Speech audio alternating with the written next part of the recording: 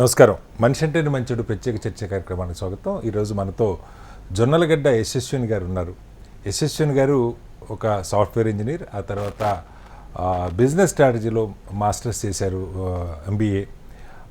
2014 వరకు వివిధ కంపెనీల్లో ఉద్యోగం చేశారు. అయితే చిన్నప్పటి నుంచి తల్లిదండ్రుల దగ్గర నుంచి నేర్చుకున్నటువంటి ఈ చారిటీ ఏదైతే ఉందో, సమాజానికి ఏదో ఒకటి చేయాలన్న తపన తన కెరీర్ మొదలైన రోజు నుంచి మొదలైంది. ఎక్కడికో వెళ్ళి ఉద్యోగం చేయటం ఇష్టం లేక అమెరికా లాంటి దేశాలకు వెళ్ళే అవకాశాలు కంపెనీలు కల్పించినా కూడా, ఇన్ఫోసిస్, టెక్ మహీంద్రా లాంటి కంపెనీలు కల్పించినా కూడా ఈ దేశంలోనే ఉండాలి, సంపాదించింది ఈ దేశంలోనే ఖర్చు పెట్టాలి, ఈ దేశ ప్రజలకి సేవ చేయాలన్న ఉద్దేశంతో ఉద్యోగానికి రిజైన్ చేసి భర్త సొంత సాఫ్ట్వేర్ కంపెనీలో కొంత సపోర్ట్ ఇస్తూ దాదాపు 10 ఏళ్లుగా వివిధ సామాజిక సేవా కార్యక్రమాల్లో పాల్గొంటున్నారు. రైస్ ATM అనేటువంటి ఒక ఉద్యమంలో భాగమయ్యారు. అలాగే సొంతగా ప్రిషా అనే పేరుతో మరొక మిషన్ స్టార్ట్ చేశారు. ముఖ్యంగా లైవ్లీహుడ్కి సంబంధించినటువంటి ప్రాజెక్టులని టేకప్ చేస్తూ ఉన్నారు. 3,000 మంది పైగా ఇప్పటికీ యశస్విని గారి ద్వారా లబ్ధి పొందిన కుటుంబాలు వాళ్ళ జీవనోపాధిని చూపించినటువంటి పరిస్థితి యశస్విని గారిది. అలాంటి యశస్విని గారిని అడిగి వివరాలు తెలుసుకుందాం. యశస్విని గారు నమస్కారం. నమస్కారం అండి. యశస్విని గారు, నిజంగా చాలా సంతోషం. మీలాంటి వాళ్ళు మా ఈ ప్రోగ్రాము HMTV నుంచి టేకప్ చేయడానికి కారణం ఏంటంటే, చాలామందికి మీలో ఎంతమంది చేస్తున్నారో తెలియదు. సమాజం అంతా కమర్షియల్ అయిపోయింది, అందరూ ఎవరి స్వార్థం వాళ్ళు చూసుకున్నారు అనుకున్న దగ్గర నుంచి అది కాదు. చాలామంది చేసే అవకాశాలను వెతుక్కుంటున్నారు, వాళ్ళకి చేతనైనంత మంచి చేస్తున్నారు సమాజానికి అన్న చూపించడం కోసం ఈ ప్రోగ్రాం తీసుకున్నాం మేము. నిజంగా మీరు రావటం సంతోషం. నేను గతంలో కూడా మీ గురించి చాలాసార్లు విన్నాను, దోసపాటి రాము గారి ద్వారా. ఈ రైస్ ATMలో మీరు చాలా కీలక పాత్ర పోషించారు. ఏంటంటే అసలు మీ బ్యాక్గ్రౌండ్ హైదరాబాద్లో పెరిగారు, పుట్టింది ఎక్కడైనా సరే హైదరాబాద్లో పెరిగారు, ఇంజనీరింగ్ చదువుకున్నారు. బహుశా అప్పుడు 10-15 ఏళ్ల క్రితం ఇంజనీరింగ్ చదువుకున్న వాళ్ళంటే ఇప్పటికి అమెరికాలో H1 మీదనో లేదా గ్రీన్ కార్డులో ఉండాలి, యూజువల్గా అయితే జరుగుతుంది. బట్ అలా కాకుండా వచ్చిన ఆఫర్స్ని రిజెక్ట్ చేసి ఇక్కడే ఉండాలి, ఏదో మనకి చేతనైనంత మనం 10 మందికో 20 మందికా నలుగురికా చేసుకుంటూ వెళ్ళాలి అన్న అసలు ఈ ఆలోచన ఎక్కడి నుంచి వచ్చింది? సో మీరు చెప్పినట్టు హైదరాబాద్లోనే చదువుకోవడం జరిగిందండి. Okay. Then I think engineering అయిపోయిన తర్వాత MSకి ఖచ్చితంగా మా ఇంట్లో పంపించేద్దాం అనుకున్నారు. ఓకే. కానీ ఆ ఆపర్చునిటీ వదులుకుని ఆ పాటికి నాకు ఆల్రెడీ ఇన్ఫోసిస్ ఆఫర్ ఉండింది. సో ఇన్ఫోసిస్లో జాయిన్ అవ్వడానికి కారణం ఏంటంటే, ఒకటి ఎంత సంపాదించినా ఇక్కడ ఒక డాలర్లో కాదు రూపాయల్లో సంపాదిస్తాము, ఎంత సంపాదించినా కూడా ఇక్కడే ఖర్చు పెట్టాలి, ఇక్కడే సంపాదించాలి, ఇక్కడే ఖర్చు పెట్టాలి. మేబీ ఇందులో నా స్వార్థం వచ్చేసి నెక్స్ట్ జనరేషన్ అనే దానికి ఒక బెటర్ సొసైటీ ఇవ్వడానికి నేను కూడా I should be that one drop in the ocean అని ముందర నుంచి అనుకున్నాను నేను. సో ఆల్మోస్ట్ మీరు అన్నట్టు ఆపర్చునిటీస్ వచ్చాయి, వీసాలు అయిపోవడం కూడా జరిగింది. కానీ అన్నీ కాదనుకుని నేను కంపెనీల్లో ఉద్యోగాలు కూడా వదిలేసి అప్పటికి కొన్నాళ్ళు ఫ్రీగా ఉండాల్సి వచ్చిన ఏమీ లేకుండా. కానీ ఏంటంటే అదృష్టం కొద్దీ అప్పటికే మా హస్బెండ్కి he had his own software company. So అప్పట్లో తనకి I use to support him. And later on ఒక 5.5 years back we as partners we started a new firm. So అప్పటి నుంచి ఆల్మోస్ట్ హాఫ్ బాధ్యతలు నేనే తీసుకుంటూ నడిపిస్తున్నామండి. ఫస్ట్ అసలు ఫండమెంటల్ క్వశ్చన్, ఒక మహిళగా మీకు ఇలాంటి ఆలోచన తల్లిదండ్రుల పెంపకం వల్ల దీనివల్ల వచ్చిండొచ్చు, కానీ మీ హస్బెండ్ కూడా మిమ్మల్ని స్వేచ్ఛగా ఈ చారిటీ కార్యక్రమాలు మీరు ఖర్చు పెడుతుంది చూస్తే కొంచెం భయం కలిగేంత. అంటే చాలామంది చారిటీలు చేస్తారు, public funding with resources raise చేసుకొని, బట్ దాదాపు 90% మీరు సొంతగా ఖర్చు పెడతా ఉన్నారు. ఏంటి ఆయన కూడా ఇలాంటి మనస్తత్వమేనా? ఆయనకి ఇంత టైం ఇచ్చే అవకాశం ఉండదండి. రెండోది ఏంటంటే, ఈ మనస్తత్వము మేబీ యాక్సెప్ట్ చేయడానికి కారణము మా హస్బెండ్ నాన్ తెలుగు, మాది అంటే love come arranged marriage. So ఆయనకి నేను పెళ్లి ముందరే తెలుసు. అండ్ నా థాట్ ప్రాసెస్ కానివ్వండి, నా మెంటాలిటీ అది తనకి బాగా తెలుసు. సో అది ముందర నుంచి తనకి తెలుసు కాబట్టి నన్ను పెళ్లి చేసుకునే టైంకి he accepted me the way I am. అంటే నా పాజిటివ్స్ అండ్ నెగటివ్స్ ప్రతిదీ కూడా హీ యాక్సెప్టెడ్. సో అందుకని I have been married for 16 years అండి ఇప్పుడు. సో గత 16 yearsగా కూడా నేను చేస్తున్నది 100% తన సపోర్ట్ చాలా ఉంది.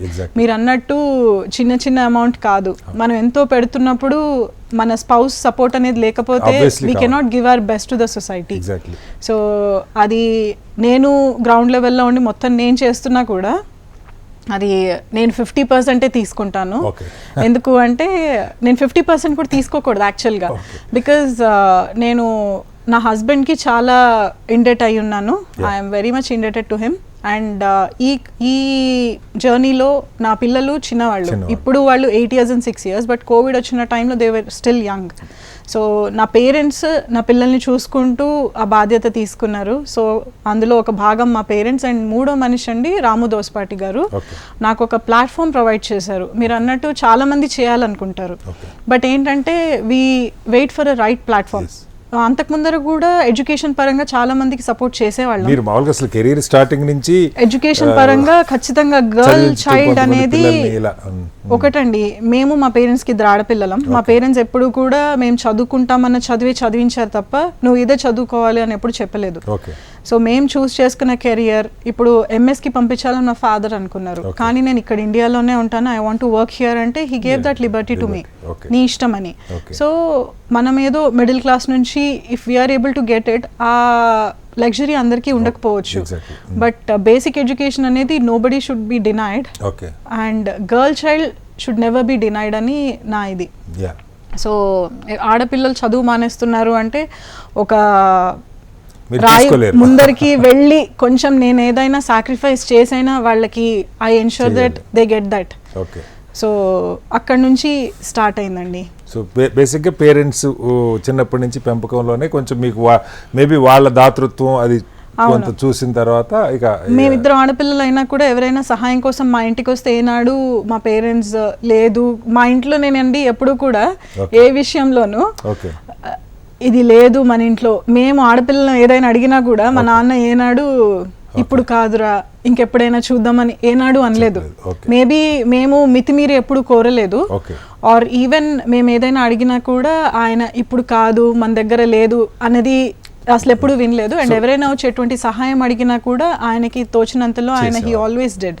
మీ కెరీర్ తర్వాత మ్యారేజ్ పిల్లలు ఇది ఒక పార్ట్ అయితే, కరోనా టైంలో అసలు చాలామంది ఇంట్లోంచి బయటికి రావడానికి భయపడి, రాము దోస్పాట్ లాంటి వాళ్ళు అంటే సరే వాళ్ళు సోషల్ యాక్టివిస్టులు ముందు నుంచి రాజకీయాలు తర్వాత స్వచ్ఛంద సంస్థలు పనిచేసిన అనుభవం, అప్పటిదాకా మీరు పూర్తిగా ఐటీ ఒక సాంప్రదాయ కుటుంబం ఈ బ్యాక్గ్రౌండ్ ఉన్న పరిస్థితి, అసలు ఇళ్లల్లో నుంచి బయటికి రావడానికి కూడా భయపడి సొంత ఇంట్లోనే ఒకళ్ళకి కరోనా వస్తే వాళ్ళు ఒక రూమ్లో ఐసోలేట్ అయ్యి మిగతా వాళ్ళు ఇంకో చోట ఉన్న పరిస్థితి అది.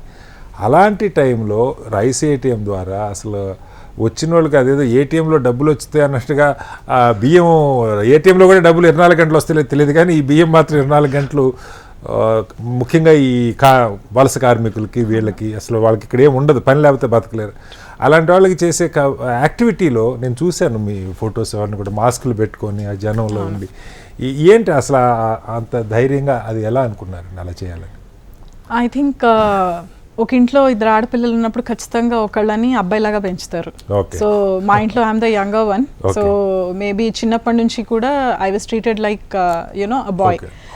సో ముందర నుంచి భయం అనేది నాకు చాలా తక్కువ అండి.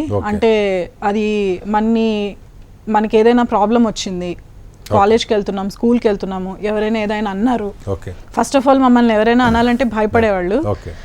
అన్నారు అంటే ఐ నెవర్ టుక్ ఇట్. నేను తప్పు చేస్తే నన్ను అనొచ్చు, కానీ లేకపోతే ఛాన్సే లేదు నువ్వెవరు నన్ను అనడానికి. సో ముందటి నుంచి చాలా మంది నన్ను రాడికల్ అనుకునేవాళ్ళు, but I always stood for right. So కానీ కోవిడ్ టైం వచ్చే టైంకి మీరు అన్నట్టు ఫ్యామిలీ ఇంట్లో ఉంది, హస్బెండ్ పిల్లలు, కానీ జాగ్రత్త పాటిస్తూ మనం చేయగలము అన్నది రాము గారి దగ్గర చూశాను నేను. ఆయన ఏప్రిల్ నుంచి స్టార్ట్ చేశారు రైస్ ఏటీఎం. నేను ఆయన గురించి తెలుసుకుని నేను ఆయన అప్రోచ్ అయింది ఆగస్ట్లో. సో అప్పుడు ఎలా సపోర్ట్ చేయొచ్చు అని అనిపించింది. 2020 ఆగస్ట్ అండి. అంతకుముందు ఏం చేసేవాళ్ళం అంటే యాక్చువల్గా ఒక కోవిడ్ సంబంధించి ఏదైనా చెయ్యాలి అన్న థాట్ మా హస్బెండ్కి వచ్చింది. ఫస్ట్ ఒక న్యూస్ ఛానల్లో ఒక న్యూస్ చూడడం జరిగింది. ఒక మైగ్రెంట్ లేబరర్ పాపం 12 kilometers వాక్ చేసుకుంటూ వెళ్తే క్యాంటీన్లో, అన్నపూర్ణ క్యాంటీన్ సంథింగ్, అది క్లోజ్ చేసింది and he went empty handed. అప్పుడు తను అన్నారు మనం మన ఇంట్లో చేయించి ఎందుకు పంపించకూడదు అని. చేయొచ్చు కదా అనిపించింది. సో మా ఇంట్లో నుంచి ఫుడ్ ప్యాకెట్స్ వెళ్ళేవి ఫస్ట్ చేసి అక్కడ హైవేస్ మీద వాటి మీద ఎవరైతే మా ఇంట్లో వాళ్ళు తీసుకుని వెళ్ళేవాళ్ళు వాళ్ళకి డిస్ట్రిబ్యూషన్ దానికి. సో తర్వాత మామూలుగా మేము ఇద్దరం డిస్కస్ చేస్తున్నప్పుడు అనిపించింది ఇంతకన్నా కూడా మనం చేయగలము, బట్ ఎలా అన్నప్పుడు రాము గారిని చూడడం జరిగింది. ఈయన ఇంత పెద్ద ఎత్తున చేస్తున్నారు, మనం ఎందుకు భాగం అవ్వకూడదు. అండ్ నేను కొన్నాళ్ళు ఫాలో అయ్యాను యాక్చువల్గా ఆయన్ని, what he's doing social media ద్వారా. సో నాకు చాలా జెన్యూన్గా అనిపించారు. అరే అసలు ఎటువంటి ఆల్మోస్ట్ బాగా చేస్తున్నారు అని. అఫ్ కోర్స్ ఆయన బాగా పరిచయం అయిన తర్వాత తెలిసింది అంటే ఇంత నిస్వార్థంగా కూడా చేయొచ్చు అని. సో ఆ జర్నీలో దాన్ని ఆయన మీట్ అయిన తర్వాత I use to go sit there, మా జాగ్రత్తలో మేముండి మాట్లాడేవాళ్ళం వాళ్ళతో. దెన్ వాళ్ళ ప్రాబ్లమ్స్ ఏంటి, పరిస్థితులు ఏంటి, అట్లా అనుకున్న టైంలో ఫస్ట్ రైస్ నుంచి స్టార్ట్ అయినది గ్రాసరీస్కి వెళ్ళింది. దెన్ వీళ్ళు అంటే వెళ్తున్న ప్రతి 10-15 రోజులకి మళ్ళీ రిపీట్ ఆడియన్స్ వచ్చేవాళ్ళు. సో వీళ్ళు మళ్ళీ రాకుండా ఉండాలంటే మనం ఏం చేయాలి అని కూర్చుని ఆల్మోస్ట్ ఇట్లా మా హస్బెండ్, నేను, రాము గారు ఇట్లా బ్రెయిన్ స్టార్మింగ్ చేసుకుంటే అనిపించింది వీళ్ళకి మనం లైవ్లీహుడ్ ఎందుకు ఇవ్వకూడదు. సో అప్పటి వరకు మనం ఒకళ్ళకు ఉద్యోగం ఇవ్వగలం అంటే అది ఓన్లీ సాఫ్ట్వేర్, కానీ మనము డీల్ చేస్తున్న సెగ్మెంట్ వేరు. సో వీళ్ళకి ఎలా చేయగలము అనిపించిన తర్వాత చిన్న చిన్నగా అంటే వాళ్ళతో మాట్లాడడం, ఒక 2 నిమిషాలు మాట్లాడడం, ఆ తర్వాత we started talking to them, interacting more. ఒక 5 to 10 minutes అసలు ఏంటి వాళ్ళ పరిస్థితులు, వాళ్ళు ఏం చేసేవాళ్ళు ముందర, ఇట్లా ఇంటరాక్ట్ అవుతున్నప్పుడు తెలిసింది ఏంటంటే అందులో కొంతమంది మహిళలు ఇట్లా సూయింగ్ మెషిన్ రిలేటెడ్ ఒక చిన్న ఫర్మ్లో పనిచేసేవాళ్ళు, కుట్టు వాళ్ళు ఇట్లా క్లాత్ బ్యాగ్స్ అవి కుట్టేవాళ్ళు, ఇట్లా అన్ని వాళ్ళకి కుట్టడం వచ్చు కానీ మెషిన్ కొనుక్కునే స్తోమత లేదు అని. ఇది ఆ పరిస్థితి వాళ్ళది. కొంతమంది ఎవరెవరో చిన్న కెఫేస్లో పనిచేసేవాళ్ళు, ఈ కెఫేస్ అన్నీ షట్ డౌన్ అయిపోయాయి, వాళ్ళు జాబ్ కోల్పోయారు. ఓకే ఇలా ఉన్నాయి కొన్ని అని, కొంతమంది హస్బెండ్స్ చనిపోయారు కోవిడ్ టైంలో. సో వాళ్ళ రోడ్డు మీదకి వచ్చారు వాళ్ళ ఫ్యామిలీ, వాళ్ళకి తినడానికి తిండి లేదు. చాలా మంది అసలు ఇళ్లలో పనిచేసే వాళ్ళని కూడా రానివ్వలేదు మహిళలు. మీరు చెప్పినట్టు ఇంట్లో మామూలుగా ఇంటి పని చేసుకుంటే కూడా 3-4 వేలు వచ్చాయి, అవి కూడా బంద్ అయిపోయిన పరిస్థితి. అవును, మేము కూడా మానిపించేసామండి. మా ఇంట్లో మా పర్సనల్ స్టాఫ్ అంతా మానిపించేసాము, కానీ 8 నెలలు రానివ్వలేదు మా వాళ్ళు ఎవరిని. కానీ కూడా ఆ 8 నెలలు మేము వాళ్ళు మాకు వచ్చినప్పుడు ఎలా సాలరీ ఇచ్చామో అదే ఇచ్చాము, ఎందుకంటే వాళ్ళంతా మన మీద డిపెండ్ అయ్యి ఉన్నవాళ్ళు. అండ్ మనం ఇవ్వగలం కాబట్టి ఇద్దాము, తప్పులేదు అని. సో వీళ్ళందరినీ నోట్ చేసుకుని మాకు దగ్గర ఒక 250 నుంచి 300 మంది తయారయ్యారు లిస్ట్. సో వాళ్ళందరినీ సార్ట్అవుట్ చేసుకుని వీళ్ళకి సంబంధించి వీళ్ళ కేపబిలిటీస్ ఏంటి, మనం ఏం చేయగలం అని ఆలోచించి అలా మేము ఓకే వీళ్ళకి టీ పాయింట్ ఇస్తే బాగుంటుంది, వీళ్ళకి ఈ కార్ట్ ఇద్దాము, వీళ్ళకి మేబీ కేటరింగ్ సర్వీస్ పెట్టిద్దాము, వాళ్ళ కేపబిలిటీస్ ప్రకారం మేము జాట్ డౌన్ చేసుకుని బైఫర్కేట్ చేసుకుని కొంతమందికి టీవీ, కొంతమందికి ఏమో క్యాటరింగ్ అంటే క్యాటరింగ్ సామాన్లకు సంబంధించి కొంతమంది చేత టిఫిన్ సెంటర్లు పెట్టించాము. తర్వాత కోకోనట్ కార్ట్స్ ఇలా బైఫర్కేట్ చేసుకుని జనవరి 2021 ఈ బ్రెయిన్ స్టార్మింగ్ 2 నెలలు చేసుకున్న తర్వాత మేము జనవరి 2021 నాడు ఈ ప్రిషా అనేది నా చిన్న డాటర్ పేరు, నాకు 2 ఆడపిల్లలు. సో చిన్న పాప పేరు, తన బర్త్డే కమ్స్ ఇన్ జాన్ అనమాట. సో యాక్చువల్గా ప్రిషా పాప పేరే ఎందుకు పెట్టకూడదు దీనికి అని సజెస్ట్ చేసింది కూడా రాము గారు. సో అలా ఓకే అని స్టార్ట్ చేసామండి. 300 మంది అనుకుని స్టార్ట్ చేసింది 3.5 years down the line 3200+ families అంటే మాకే వెనక్కి తిరిగి చూస్తే చాలా ఆశ్చర్యం అనిపిస్తుంది. అంటే అసలు ఏదో ఒక 5,000 10,000 కంట్రిబ్యూట్ చేసేవాళ్ళు చాలామంది ఉంటారండి ఉద్యోగస్తులు. మీరు ఇందాక చెప్పారు భార్యాభర్త కూర్చున్నప్పుడు చాలా సందర్భాల్లో బ్రెయిన్ స్టార్మింగ్ ఏమవుతుందంటే షాపింగ్ ఏం చేద్దాం, లేదా ఇల్లు ఎలా కట్టుకుందాం, మంచి ఇంటీరియర్ ఏం చేసుకుందాం, లేదా కెరీర్ ఆపర్చునిటీస్, ఇవి జరుగుతాయి చర్చ. మీరు చూసి వచ్చినవి ఆయనతో కూర్చొని మాట్లాడి ఇలా ఉన్నారు, ఈ కుటుంబం ఈ బాధల్లో ఉంది, ఈ అంతకుముందు ఒక టైలరింగ్లో పనిచేసేది ఆ జాబ్ పోయింది, ఇవి నిజంగా ఈ జనరేషన్కి ఎంతో కొంత ఇలాంటివి చెప్పేవాళ్ళు కావాలండి. అంటే భార్యాభర్తలు కూర్చుంటే వాళ్ళ ఎదుగుదల గురించే కాకుండా సమాజంలో ఉన్న కష్టాల గురించి కూడా మాట్లాడుకోవచ్చు అన్నది. సో మొదలుపెట్టేప్పుడు మరి ఏది పట్టుకున్నా మీరు చెప్పినట్టు ఒక కుటుంబిషన్ అయినా, ఒక టీ పాయింట్ అయినా, లేకపోతే ఏదైనా tens of thousands of rupees యశస్విని గారు ఎలా ప్లాన్ చేసుకున్నారు? అంటే మా పర్సనల్ సేవింగ్స్ నుంచి చాలా అమౌంట్ తీసేసామండి. ఎందుకంటే లక్కీగా అటు మా ఇల్లాస్ కానీ ఇటు మా పేరెంట్స్ కానీ దే ఆర్ నాట్ డిపెండెంట్స్. అట్లా అని మన ఫ్యామిలీని మనం రోడ్డు మీదకి తేలేం కదా. సో ఫస్ట్ ఫైనాన్షియల్ ప్లానింగ్ అనేది చేసుకున్నాము. ఎంతవరకు చేస్తే ఒక మనం ఒక థ్రెష్-హోల్డ్ లెవెల్ వరకు ఒకటి చూసుకోవాలి, Okay. దాని ప్రకారం మనం చేసుకోగలము. ఎందుకంటే నిజంగా అది దాటి మనం చేసినా ఇవాళ లబ్ధి పొందిన వాళ్ళు రేపు మనని తిడతారు, ఏంటి ముందు వెనక చూసుకోకుండా ఇంత చేయాలా అని. Okay. సో ఆ ప్లానింగ్ చేసుకుని కొంత ఓకే ఇది ఇది ఇది ఇది we have to sacrifice few things అనుకున్నాము.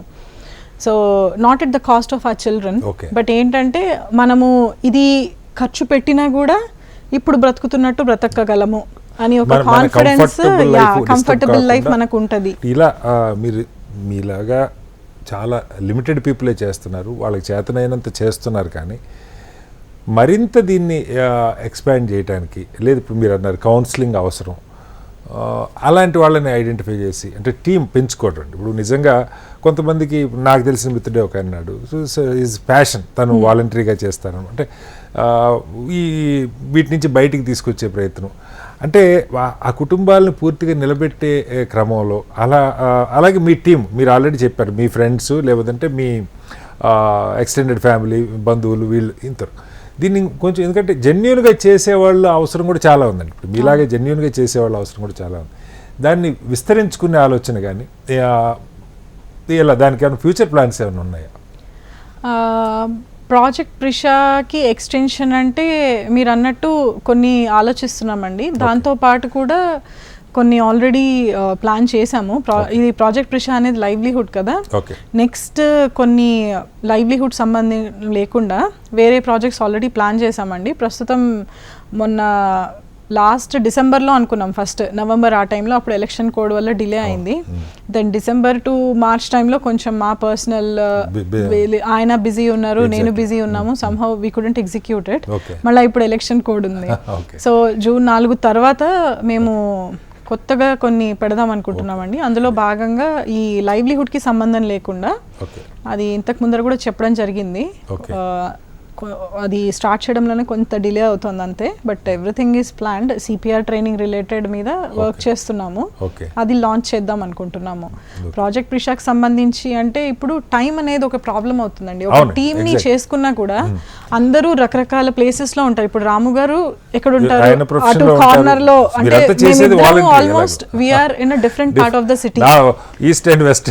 ఎగ్జాక్ట్లీ. సో మేము ఫోన్ లో మాట్లాడుకోవడమే ఎక్కువ తప్ప కలిసి మాట్లాడుకుని అసలు ఒకటి ఎప్పుడు మనము ఆన్ కాల్ కన్నా కూడా ఫేస్ టు ఫేస్ కూర్చుంటే మనకి కొన్ని క్విక్ సొల్యూషన్స్ అనేవి దొరుకుతాయి. అది చేయడానికే మాకు చాలా టైం దొరకట్లేదు. సో అటువంటిది ఇంకో 2-3 ఒక 4-5 పెట్టుకోవాలన్నా కూడా అందరూ ఉద్యోగాల్లో ఉన్నవాళ్ళు. సో ఎక్కడెక్కడ ఉంటారో తెలియదు, ఏ టైంలో, and everybody have their own families. So ఇదంతా కోఆర్డినేట్ చేయడం కొంచెం కష్టం అయిపోతుంది. మీరు చేస్తుందే చాలా ఎక్కువ యశస్విగా. నా పాయింట్ అది కాదు. అంటే దీనికి ఇంకా ఏదైనా 1-2 కొంచెం మనకి సపోర్టింగ్ వాలంటరీగా ఇచ్చేవాళ్ళు. ఇప్పుడు మీరు 2 రోజులు ఇస్తున్నారు అనుకోండి, 2 రోజులు ఒక 4 కౌన్సిలింగ్ ఇవ్వగలిగిన వాళ్ళు దొరికారు అనుకోండి. సో దట్ అలా అంటే ఒక చిన్న ఎగ్జాంపుల్ చెప్తాను. అదే లేదు, మీరు చెప్పింది నాకు అర్థమైంది. తప్పకుండా అట్లా టైం ఇవ్వగలము అనుకున్న వాళ్ళైతే మేము ష్యూర్గా వీఆర్ రెడీ టు కొలాబరేట్. మీరు అన్న పాయింట్ చాలా మంచిది. అంటే ఒక ఫ్యామిలీ నిలబడడానికి మేబీ ఆల్కహాల్ అబ్యూస్ ఇట్లా ఉన్న వాళ్ళు కూడా వాళ్ళ ఫ్యామిలీని మార్చడానికి ఒక కౌన్సిలింగ్ సంబంధించి ఎవరైనా దొరికినా we're always ready to collaborate. ఇది ఇట్లా ఈ పాయింట్ మీద చెప్పడం నేను ఫస్ట్ టైం వింటున్నాను. ఖచ్చితంగా అండి. అట్లాగే మీరు ఇప్పుడు ఐటీ రంగంలో ఉన్నారు, కార్పొరేట్ సో మెనీ స్టార్టప్స్, వాళ్ళకి చాలామందికి సిఎస్ఆర్ ఇలా ఉంటాయి. మీరు అన్నట్టుగా మీ ఫ్రెండ్స్ ఎలా అయితే మిమ్మల్ని అప్రోచ్ అయ్యారో, చాలామంది సిఎస్ఆర్ ఏం చేస్తున్నట్టు నాకు తెలిసి పెద్ద పెద్ద కంపెనీలు కూడా సిఎస్ఆర్ అంటే వాళ్ళ ఎంప్లాయీస్కి ఇండైరెక్ట్గా ఇప్పుడు ఎలక్ట్రిక్ కార్ కొనుక్కుంటే ఒక 3 లక్షలు 4 లక్షలు సబ్సిడీ గవర్నమెంట్ ఏదో ఇస్తుంది దానికి. సో ఇలాంటివి సపోర్ట్ వాళ్ళ తిరిగి మళ్ళీ వాళ్ళ ఎంప్లాయీస్కి చేస్తున్నారు. చేయొద్దని కూడా కాదు, కానీ చాలామందికి ఇలాంటి సర్వీస్ చేయాలన్నవి ఐటీ కంపెనీస్ కానీ పెద్ద పెద్ద కంపెనీలు ఎలాగో చేస్తుంటారు. ఇనిషియల్ స్టేజ్లో ఉన్న స్టార్టప్స్ అప్రోచ్ అవ్వటం ద్వారా ఇంకెక్కువ మంది చేసే అవకాశం. అట్లాగే మీ ఫర్మ్ మీరు పూర్తిగా ఇది మీ పాప పేరుతో మీరు స్వచ్ఛందంగా చేస్తున్నారు, కానీ దీన్ని ఒక ఎన్జిఓ షేప్లోకో లేదంటే ఇంకొకటి ఏదన్నా చేయటం ద్వారా మరింత ఎక్కువ మనుషుల భాగస్వామ్యం, కానీ గవర్నమెంట్ నుంచి వచ్చే బెనిఫిట్స్ కూడా ట్యాక్స్ ఎగ్జంప్షన్స్ ఇలాంటివి కొన్ని ఉంటాయి, వాళ్ళకి మీకు డొనేట్ చేసే వాళ్ళకి సిఎస్ఆర్ తీసుకోవచ్చు. ఇలాంటి ఆలోచన ఏమైనా ఉందా? లేదు ఈ బడ్డెన్ అంత వద్దు, మనం వాలంటరీగా చేసుకున్న చాలన్న మైండ్ సెట్ ఏదైనా తప్పు కాదు, ఇట్స్ అప్ టు యు. ఇందులో యాక్చువల్గా వీఆర్ ఇన్ 2 minds అండి. ఒకటి ఏంటంటే మీరు అన్నట్టు మనం ఎన్జిఓ అనేది ఉంటే ఖచ్చితంగా మొత్తము మనకి ఇప్పుడు 2021లో పెట్టినంత ఇప్పుడు పెట్టలేకపోవచ్చు, because slowly whatever you have savings drain అయిపోతూ ఉంటాయి. సో ఒక సపోర్ట్ అనేది ఉంటుంది అండ్ రీచ్ అనేది we can go to more people. రెండోది ఏంటంటే అది ఒక పార్ట్ అయితే, రెండోది ఏంటంటే మనం పెట్టే NGO should not be misused అంతే. అది మనకుంది, అది అవ్వకూడదు అని. మనతో పాటు ముందరకు వచ్చే వాళ్ళకి కూడా అది మన ఫ్రీక్వెన్సీ మ్యాచ్ అయ్యే వాళ్ళు, ఆ థాట్ ప్రాసెస్లో ఉండేవాళ్ళు. ఎందుకంటే రకరకాల జనాలు వస్తారు, వాళ్ళకి ఉన్న ప్రాబ్లం ఏంటో తెలీదు. మనం ఎంత అనుకున్నా కూడా ఒక ఇబ్బంది అనేది చెప్పి రాదు కదా. సో మిస్యూజ్ అవ్వకూడదు అన్న ఒక ఇదే. But we have been thinking about it అండి. మేబీ ఇప్పుడు కాకపోయినా డౌన్ ద లైన్ ఒక ఎన్జిఓ అనేది స్టార్ట్ చేస్తే మనకి టైం ఉన్నా లేకపోయినా మనతో పాటు భాగస్వాములుగా వచ్చిన వాళ్ళు, టైం ఇవ్వగలిగే వాళ్ళు ఉంటే అట్లీస్ట్ ఇది రన్ అవుతూ ఉంటుంది అని ఒక ఆలోచన అయితే ఉంది. సో మీలాంటి కపుల్స్, యంగ్ కపుల్స్, కొన్ని లక్షల ఫ్యామిలీస్ హైదరాబాద్లో ఉంటున్నాయండి. సాఫ్ట్వేర్ ఉద్యోగాలు చేసుకున్న వాళ్ళు, లేదా ఇద్దరు దేర్ ఓన్ బిజినెస్ సార్ ఉన్నాడు. ఏం చెప్తారు వాళ్ళకి? ఒక ఒక ఒక ఆదర్శ కుటుంబంగా భార్యాభర్త ఇద్దరు సమాజం కోసం ఆలోచిస్తూ, ఆయన టైం ఇవ్వలేకపోతే ఆయన కంట్రిబ్యూషన్తో మీరు చేస్తూ ఉన్నారు. మీలాంటి వాళ్ళు చాలామంది ఉంటారు, ఎవరు బిజీలో వాళ్ళు. ఈరోజు చివరికి బయటికి వెళ్ళి తెచ్చుకునే పని కూడా లేదంతా జొమాటోలో, స్విగ్గీలో ఆర్డర్లు ఇచ్చుకుంటున్న పరిస్థితి. ఏం చెప్తారు వాళ్ళకి సమాజం గురించి? ఎలా వాళ్ళని భాగస్వాములకు అమ్మంటారు? మనకి మన చుట్టుపక్కల అండి ఇప్పుడున్న సొసైటీలో మన పక్క వాళ్ళు ఎలా ఉన్నారో కూడా పట్టించుకునే టైం లేదు.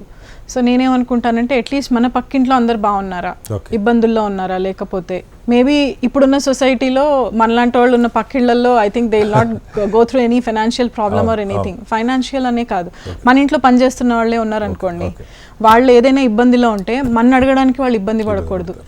అలాంటి వాళ్ళకి ఒక్కళ్ళకి సహాయం చేసిన మనం ప్రతిదీ పెట్టక్కర్లేదు. బట్ వాళ్ళు మనకి చేస్తున్నప్పుడు మనం నమ్ముకున్న వాళ్ళు ఇబ్బంది పడకుండా వాళ్ళ లైఫ్ వాళ్ళు రన్ చేసుకుని వాళ్ళ పిల్లల్ని వాళ్ళు చదివించుకోగలిగితే, బేసికల్గా అండి ఈ లైవ్లీహుడ్లో కూడా ఇవ్వడానికి కారణం ఏంటంటే వాళ్ళ పిల్లల్ని చదువులు మానిపించేశారు.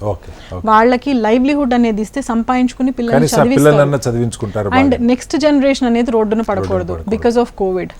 ఇలా కోవిడ్ అనేది, ఈ పాండమిక్ అనేది మనకి తెలియకుండా వచ్చింది. అట్లీస్ట్ లాస్ట్ 100 yearsలో నేను పుట్టిన కాడి నుంచి అయితే వినలేదు ఇప్పుడు, లాస్ట్ 35-38 yearsలో.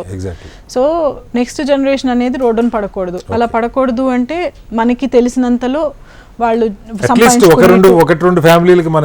మనం చేయగలిగితే చదువుకుని అట్లీస్ట్ నెక్స్ట్ జనరేషన్ పిల్లలు they will become a better citizen. దేశం పురోగతికి వాళ్ళు తోడ్పడతారు అని ఒక చిన్న ఆలోచన అంతే. నిజంగా యశస్విని గారు చెప్తున్న మాటలు ఎంతో స్ఫూర్తిదాయకంగా ఉన్నాయి.